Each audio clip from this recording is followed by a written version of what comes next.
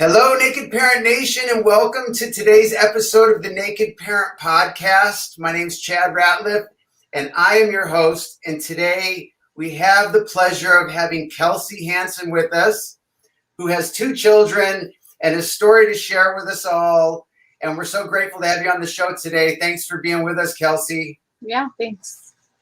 So yeah, this is slightly random unless you're doing regular podcasts regarding your family, but so far the feedback's been that all of the different stories that we're sharing are helping people feel understood or yeah. So tell us a little bit. You have 2 children? Yes, I have 2 boys. My oldest will be 12 next month. He was diagnosed with ADHD and ODD very severely at the age of 3.5. And then my youngest, he just turned 2 on the 28th of August. He's been diagnosed with nonverbal low functioning autism, as well as speech delay, intellectual, like he's pretty behind. Yeah, so this is new, pretty new for you. Yeah. Pretty heavy, huh? Yeah. Yeah, it's been rough, actually. Pretty rough. Yeah, so I don't know. I don't know. My son, they told me he's in the bottom 1% of functionality, and so he's nonverbal with intellectual disability, and I think his intellectual disability probably overrides his autism. So that's an experience that I have in my journey. And so you figured out that something was different pretty early, huh? I mean, if diagnosis at 2. Yeah. I have actually had the advantage of growing up around autism. My mom and many of her friends have worked with a company called CTA. It's a company here in Utah that they have group homes and stuff for people with autism. So I've been around it. I'm also a very observant, or what they call nosy person. So I observe a lot. I pick up on things quickly. The first time I noticed that something just wasn't normal with my son, or like, oh, there's a sign right there, was he was about 6 months old, and is when he kind of started becoming a little bit mobile. He banged his head on the wall. He would go to the wall and just smack his head for no reason, or he'd head bang me or his dad. He was behind in his walking, crawling, the normal things. But kids can tend to do that. But it was when he started head banging was what caught my attention. He was about 6 months. And you brought it up with the pediatrician, and were they receptive right away, or how did that go? I actually didn't bring it up to the pediatrician because I knew that they were going to tell me, oh, you're crazy. When it comes to autism, they always say, wait. Oh, kids are like that. Oh, my son didn't talk till he was 3 or 4. And, so I didn't even say anything to his pediatrician up until he was about 6. It was his 18-month checkup.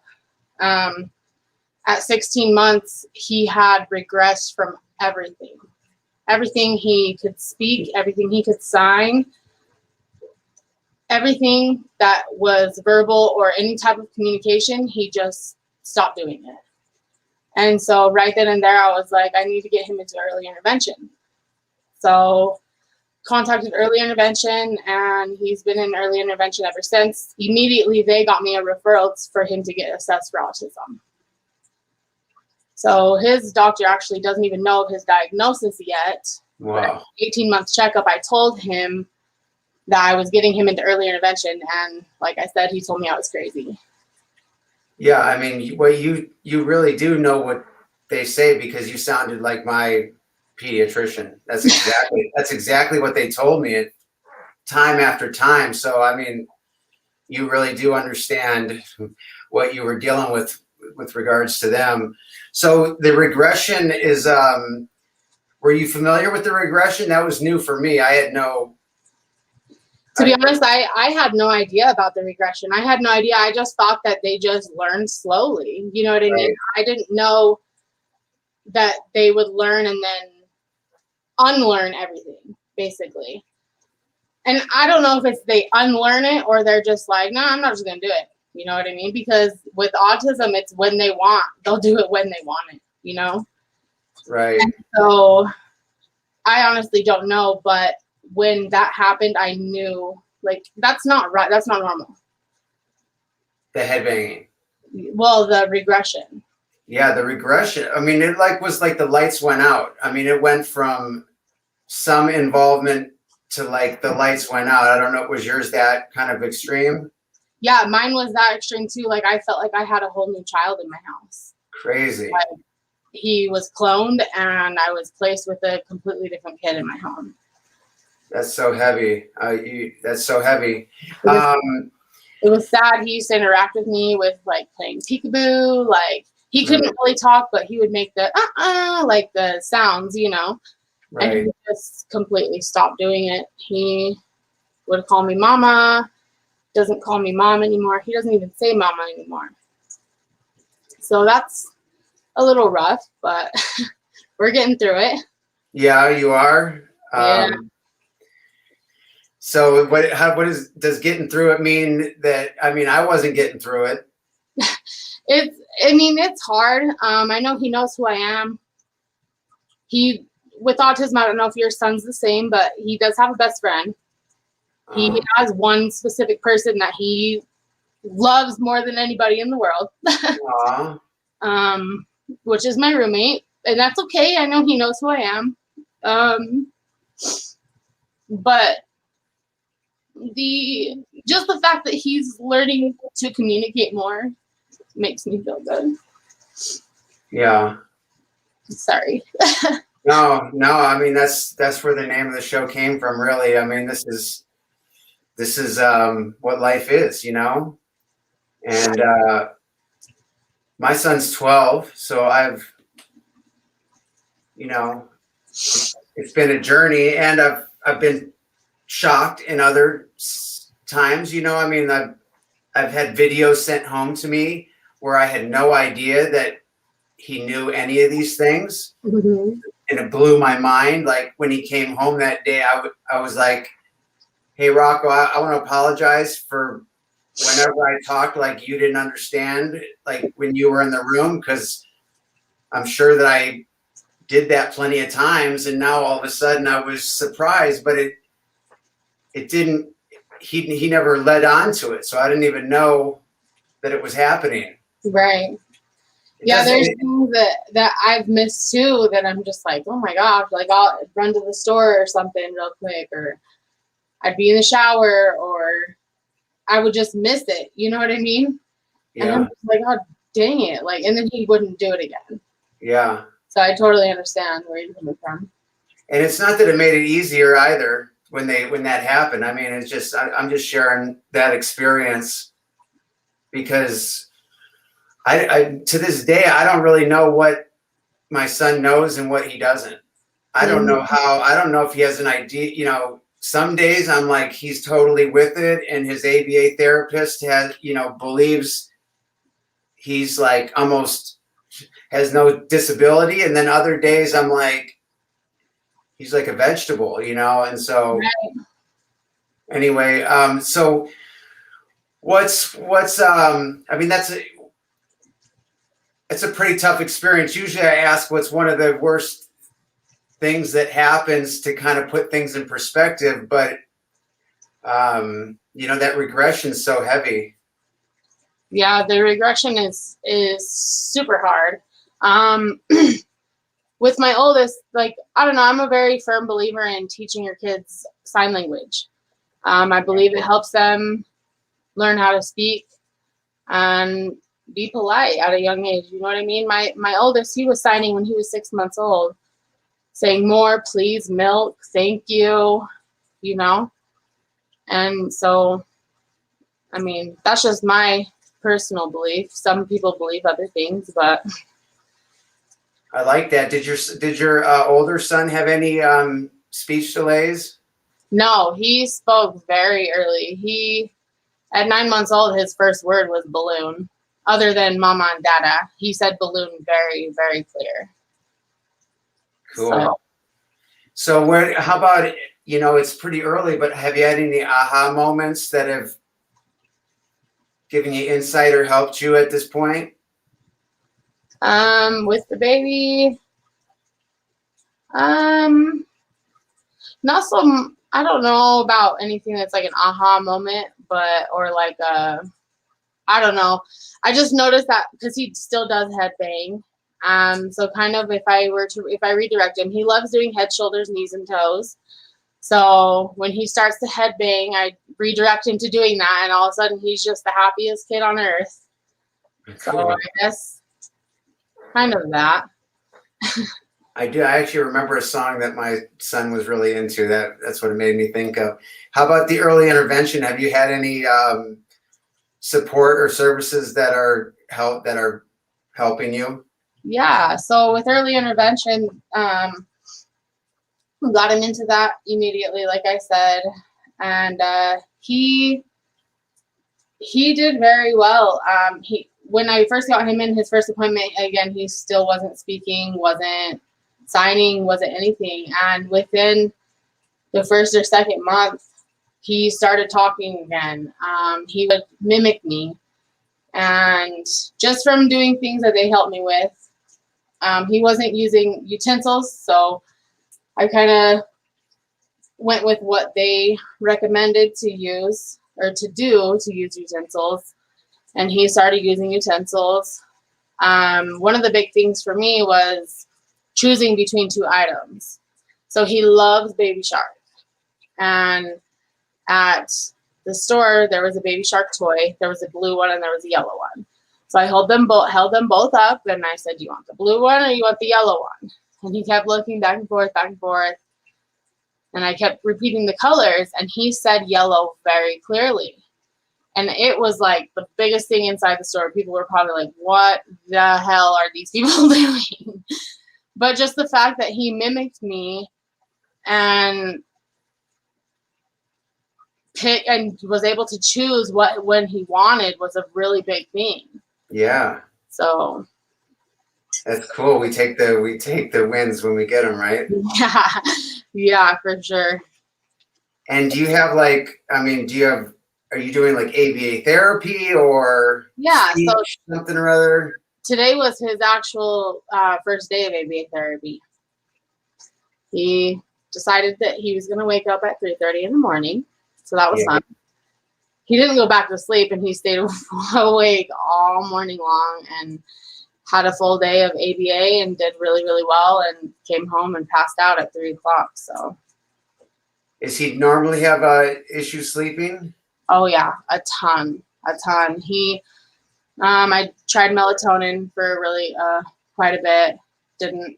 Sometimes, like at the beginning when I first tried it would put him to sleep, but he'd wake up, and then it'd slowly stop working. So I contacted the doctor that diagnosed him, and he put him on some medication. It worked, and now he's back to waking up in the middle of the night. So. And that's hard. It's very hard. It's really, really hard. Especially when he's sleeping is the only time I'm able to get anything done. Right. And so when I'm ready to lay down and go to bed, he's wide-eyed and bushy-tailed. Yeah. And this show is like, for sure, is no medical diagnosis, nothing. We contribute nothing from a medical or educational or whatever disclaimer I have to give before I tell you what we had to do for my son, which is not something that I'm recommending at all. I'm just sharing my experience. For sure. It's melatonin, it's Benadryl, and it's an ADHD, it's 10X, which is like the prescription. And the combination we've been doing it for years. See, and his doctor put him on clonidine, which is clonidine, yeah, like the blood yeah. pressure medication. So, and that's what my oldest is on. That's what they started him on with ADHD medication, was to bring down his hyperactivity. But now he's on it for sleep. And it works well with him, but with my youngest, it's like he's just eating a candy. yeah, well, I wish you to find your solution as soon as possible, because that was, I can't say exactly what was if there was a number one reason for the nasty divorce I eventually went through, it might have been the no sleep, because we were just crazy. We were just insane. I believe it. I believe it. I hope you find your solution sooner than later. How about for you? How are you like taking care of yourself? How are you doing anything for you? I do. I'm a firm believer in self-care, for sure. No matter what is around you, no matter what's going on, you should always take care of yourself, because if you don't take care of yourself, I mean, you'll never be happy, ever. You'll never have that one little, even if it's a teeny tiny millimeter of happiness, you'll never have it if you don't. Whether that means taking a bath to yourself once a week, once a month even. Yeah. So I try to go, I get my eyelashes done. I do my hair every so often. And one of the big things that I do, the main things I do, is my nails. I used to be a waitress, and that was one of the things, believe it or not, that got me tips like crazy, was my nails. And so when I have my nails done, I feel 100%. That's great. Yeah, I do some self-care. That's great. That's great. We have to. I feel like that's the thing that we need to bond together and support one another in, is not so much about how to help little Larry or little Tina. It's about how we can care for ourselves. That's just my own personal feeling. I feel 100% same too. Taking care of yourself. In order to take care of anything or anybody else, you need to take care of yourself first. Yeah. And I actually believe that that's one of the things that I've become grateful for through this journey of whatever it is, special needs or whatever. I don't really like calling it special needs, but through this journey, it's kind of helped me put together my sort of program, and the difference between me taking care of myself and me not caring for myself is like two completely different people. Mm-hmm. And one's like a good person. The other's really not like even a good person. It's like that big of a difference, because it's just so wearing that it's, that's just something I have to do for me. So I'm glad you found some things that work for you. Yeah. I saw your favorite quote, don't live down to expectations, go out there and do something remarkable. Yeah. Don't live down to expectations, go out there and do something remarkable. That's amazing. So are you able to harness that this early in the journey, if you will? Yeah. So the thing about that quote, I was in high school. I had my oldest child when I was 16. So I was a sophomore. Well, I was technically a junior in high school. I was a sophomore when I got pregnant. And at my graduation, I was told to pick a quote from a hat to speak about for my graduation. So I did, and that was the quote. And I've always put that in my life some way or somehow, to continue, because I've been physically a single mom since the moment I had my oldest son. His dad hasn't made the best decisions in life and has been incarcerated for most of it. So while he's been there, he hasn't physically been there. So I've had to do it for myself. And I was always told, like, you're never going to make it. You're never going to succeed. You won't graduate. You're not going to this. You're not going to that. And I've proved every single person wrong. And then, despite the fact that it's been 10 years later, I got pregnant with another child, it was once again, oh, you're pregnant? Oh, you're not going to do it. You can hardly even do it with this one, blah, blah, blah, blah, you know? So that's just something that I've lived by, and I've actually told many people, like, stop listening to what the other person is saying. Do what you know that you're capable of doing. That's awesome. I mean, that's easier for me to do when I'm taking, and that's another thing for taking care of myself. If I'm taking care of myself, I'm able to, like, be less affected by what other people think and say. I had 5 kids within 6 years of age. And so they're just like, what's wrong with you? You know, you're just like, you're like destroying these kids' lives, you know, and when I'm taking care of myself, I realize that nobody has a clue what they're talking about. Exactly. I'm like, I tell my family, because I'm really close with my grandma. So I told my grandma, you know, I'm like, I mean, I could be out there being a teen mom, having kids back to back to back to back, but no, I felt like I was pretty responsible in the fact that I didn't have kids 10 years apart. You know what I mean? So, but yeah, that's one of my very favorite quotes. I like it. Thanks for sharing that. Is there anything that, you know, what are you excited about as it relates to your youngest child? I'm just excited for him to progress, you know. I believe that he will be able to speak again, more than he is now. He says a few words. I'm hoping and I believe that he'll be able to fully communicate in, I want this, I want that, you know, or even just saying, like, cup, cracker, just, you know, things like that. He does say cup sometimes, so I guess that doesn't count. But for when people see him, they're like, oh my goodness, he's so cute, he's da, da, da, da, you know. But then when they realize that he's not there intellectually, or he doesn't speak to them, or he just blatantly ignores them if they're saying hi to him, they're like, what is wrong with him, you know?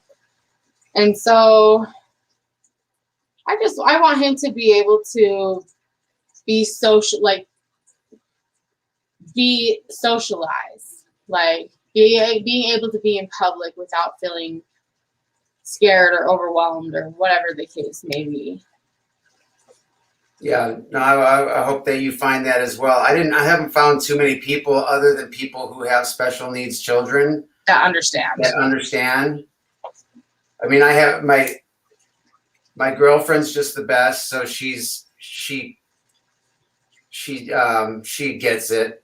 And then I have one other friend, and that's it, who, you know, even some of my great friends, they just, like, you know, they freeze, and they're more uncomfortable than my son or myself, you know, and it's like, go take some time for yourself. It's almost like I have to, like, support them. Right. And it's like, with you freaking out like that, he's catching your energy, and it's making him even more frantic, you know? Right. Yeah, I totally understand that too. So we have to stick together, because you just can't explain it. Yeah. Why is your kid throwing a temper tantrum in the middle of aisle 22? Well, I don't know. You tell me. Yeah. I know some of the things people say, and even when some that are trying to be helpful, it's like, oh my gosh, you didn't just say that.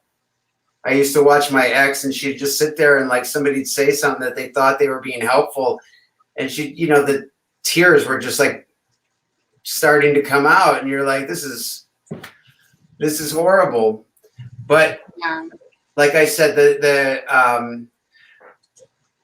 my journey's been a positive journey once I started finding a program to care for myself. And that's sort of that's why I started this podcast, because it wasn't always, I mean, I was bummed and I was hurt and I was mad and I was all these things that made life not functional or even worth living, really. And when I started finding a new way and started, finding things to be grateful for, that's kind of how this podcast started. So I see it in you. I see that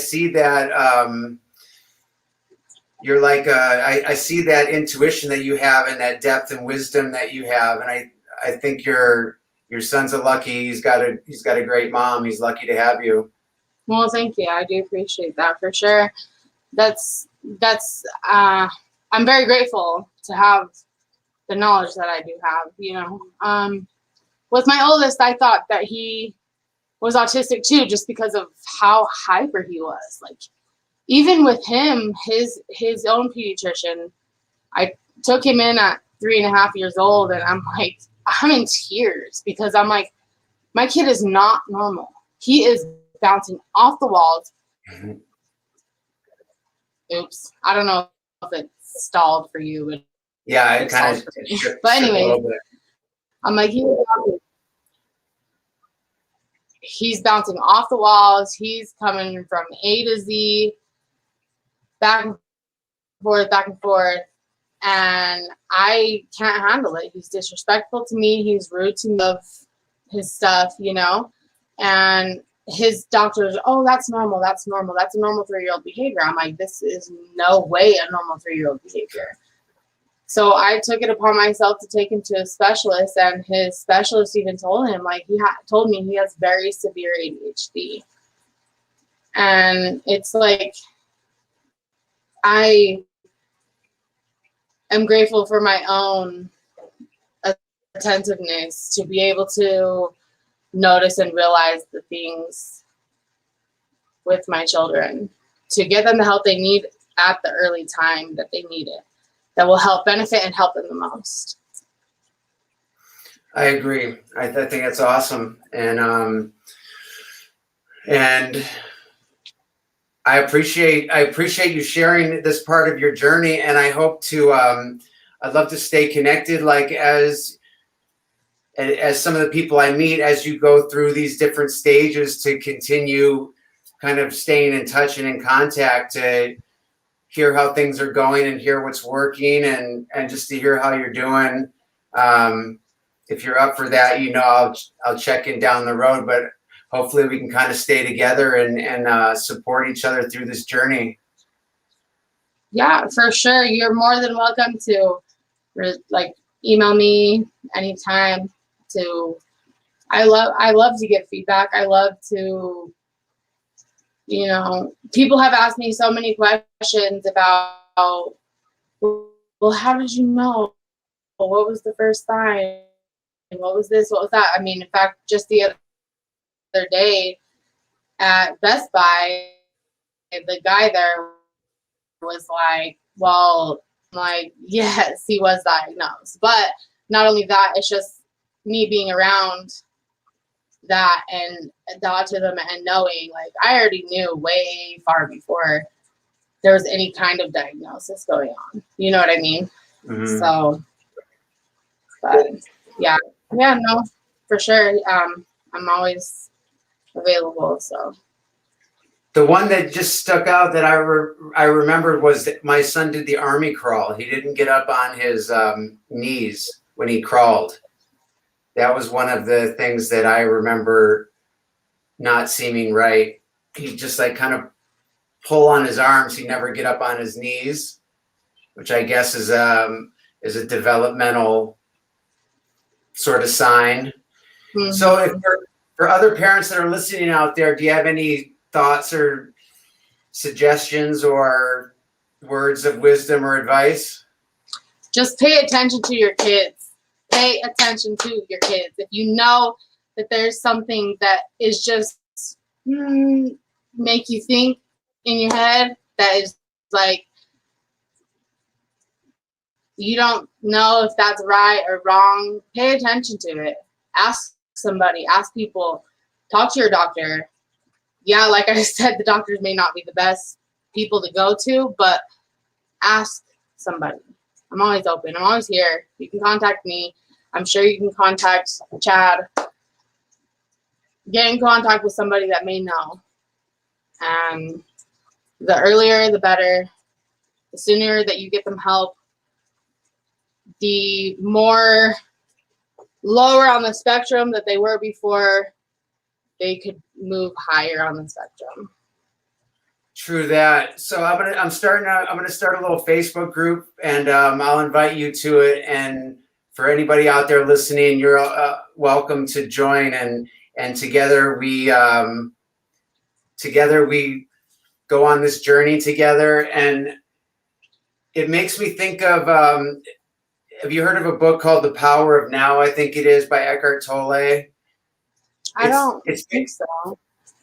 It's basically just about being present and being like in the now. It's kind of that sort of gist. And I remember he said something about,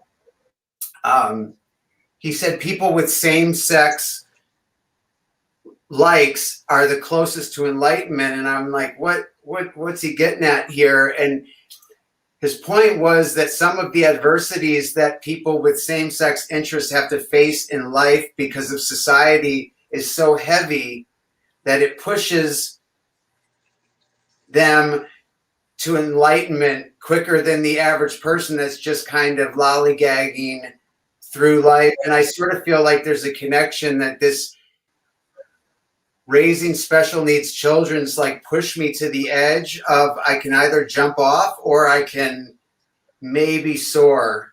And right now I'm trying to soar. Well, think about it. It's the difference. How different are people with autism than people with normal intellectual abilities? How different are they? They're not dumb. They're not whatever you want to call them. They're different. Just like the next person that is sitting next to you that's gay. Why? Just because he doesn't like a male or a female? He likes a male. He's different. I'm different. You know? Anyway, I appreciate you hanging out with me. Are. I appreciate you hanging out with me during this time. And like I said, I'm going to send you an invite. Maybe we can start a group that can support one another and check in down the road. And I wish you all the best. And I wish you a lot of joy with your children. Yeah. Well, I do appreciate you. Thanks for being on the show. Yeah, thank you. All right. Take care, Kelsey. Bye. You too.